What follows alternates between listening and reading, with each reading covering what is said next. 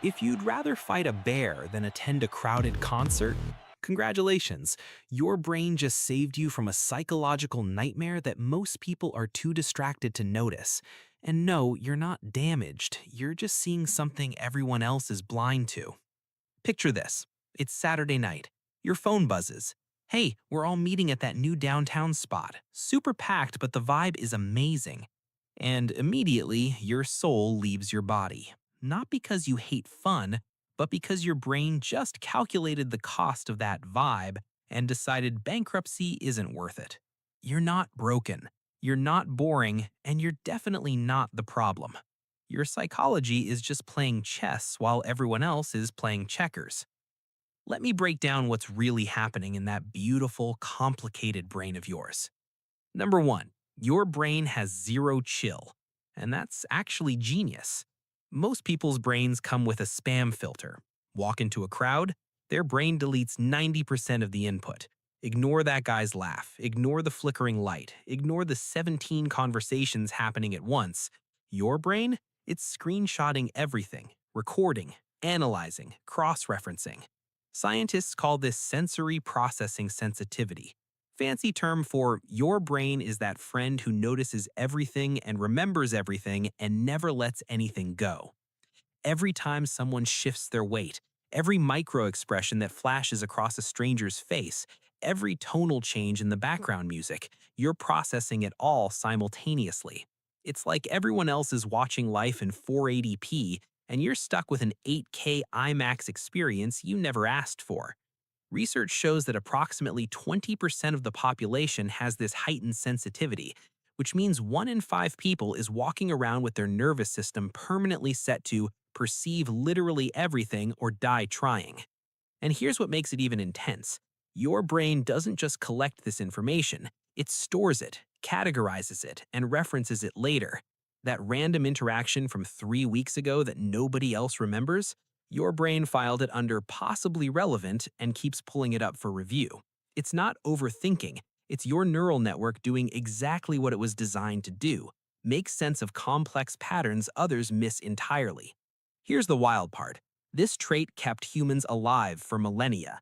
While the extroverts were vibing around the campfire, your ancestors were the ones who heard the predator approaching, who noticed the poisonous plant, who sensed danger before it arrived. You're not too much. You're exactly what survival needed. But modern society, yeah, it wasn't designed for people who actually pay attention. Number two, you're not antisocial, you're anti-BS. Let's get one thing straight. You don't hate people.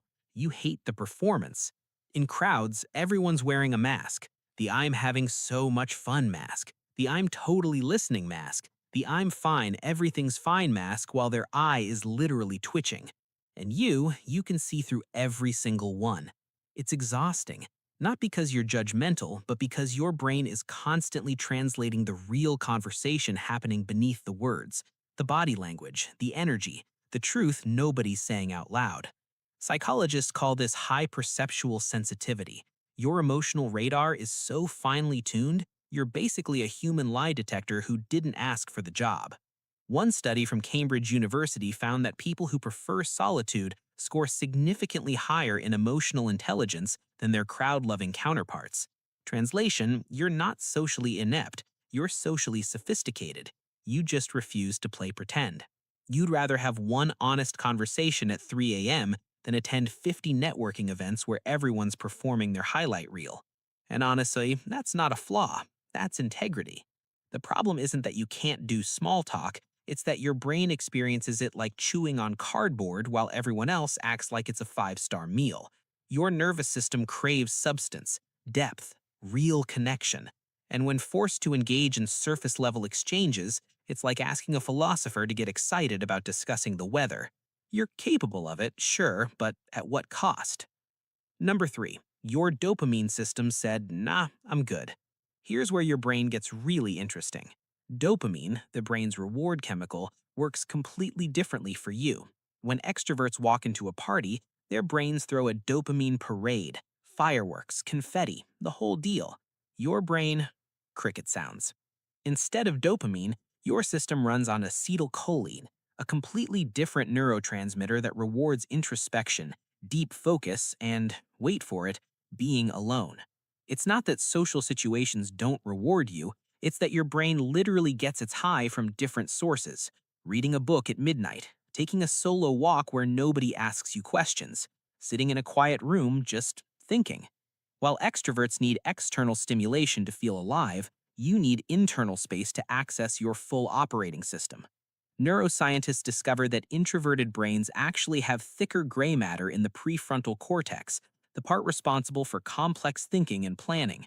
So when you're doing nothing, your brain is actually doing everything: processing, connecting, creating.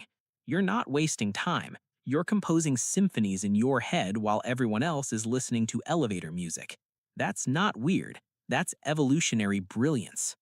Number 4, you're basically an emotional Wi-Fi router. Ever walk into a space and immediately know something's wrong, even when everyone's smiling? That's because your brain has what psychologists call mirror neurons on steroids. You don't just observe emotions, you download them. Spend an hour in a crowd, and you're not just managing your own feelings, you're accidentally absorbing everyone else's emotional stress, anxiety, excitement, and chaos like some kind of emotional sponge nobody asked to be. It's psychological overload. Your nervous system is trying to process 300 people's emotional data while also remembering to breathe. No wonder you need 3 business days to recover from a 2-hour event. But here's the superpower part. This makes you one of the most emotionally intelligent people in any room. You understand subtext, you read between the lines, you sense what people need before they say it. Most people barely understand their own emotions. You're out here understanding everyone's emotions. That's not a curse. That's a gift most people would break under. And finally, number 5, you're not running from life, you're running towards yourself. Society has this weird obsession with equating busy and loud with successful and happy. If you're not at every event, posting every moment, surrounding yourself with people 24/7, you're somehow failing at life. But here's what they don't understand. You figured out what most people spend decades avoiding. Silence isn't empty, it's where clarity lives. Solitude isn't loneliness, it's where you actually meet yourself. You're not missing out. You're opting out of a system that was never built for people who think deeply, feel deeply, and see deeply. You understand something profound. The quietest rooms often hold the loudest truths. Your peace isn't isolation, it's liberation. So the next time someone asks, "Why don't you go out more?"